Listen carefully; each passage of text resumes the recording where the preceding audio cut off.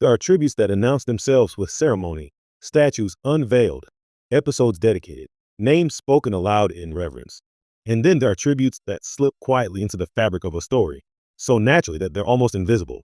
The greatest tribute to Leonard Nimoy in the universe of Star Trek isn't a monument or a single emotional farewell. It's something far more enduring, the continued philosophy of Spock, woven into the DNA of every series that followed.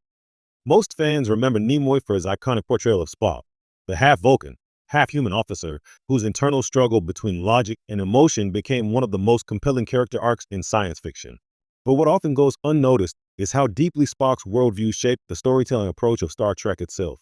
His quiet restraint, his analytical mind, and his struggle to reconcile dual identities became a narrative blueprint for the franchise. Every time a Starfleet officer faces an impossible moral dilemma, they are, in a sense, echoing Spock. Every time a captain weighs logic against instinct, they are continuing a conversation Nimoy began decades ago. Even when Spock is not on screen, his presence lingers in the ethical debates, in the calm reasoning, and in the idea that intelligence and compassion are not opposites, but partners. What makes this tribute so subtle is that it isn't confined to nostalgia. It evolves. In later series, characters such as Data in The Next Generation or Tuvok in Voyager serve as spiritual successors, each reflecting different aspects of Spock's identity. Data explores what it means to aspire to humanity, while Tuvok embodies disciplined logic under emotional strain. Yet neither would exist without the groundwork laid by Nimoy's portrayal. These characters don't merely reference Spock, they reinterpret him. Even more quietly, the tribute lives in Star Trek's tone. Nimoy helped establish that science fiction doesn't need to be loud or action-driven to be powerful. It can be reflective, philosophical, even meditative. His Spock often delivered the show's most profound insights in the calmest voice, reminding viewers that wisdom doesn't shout, it observes. One of the most overlooked tributes is the franchise's enduring respect for silence.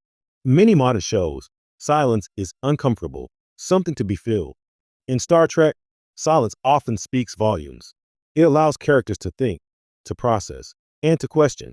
That narrative patience is, in many ways, a direct inheritance from Nimoy's Spock, a character who often paused before speaking, ensuring that every word carried weight.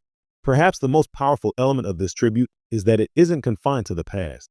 It continues every time a new Star Trek story is told with sincerity and philosophical curiosity. Nimoy's legacy isn't frozen in time. It's alive in the ongoing exploration of humanity through science fiction. Fans who look only for overt references might miss it entirely. There are no grand announcements, no flashing signposts. But for those who pay attention, the tribute is everywhere. In the logic of a captain's decision, in the compassion behind a hard choice, and in the enduring belief that even in the vastness of space, the human and Vulcan condition remains at the heart of the story. That is the quiet genius of Leonard Nimoy's legacy. It doesn't ask for recognition. It simply asks that we think, feel, and, like Spock, strive to understand.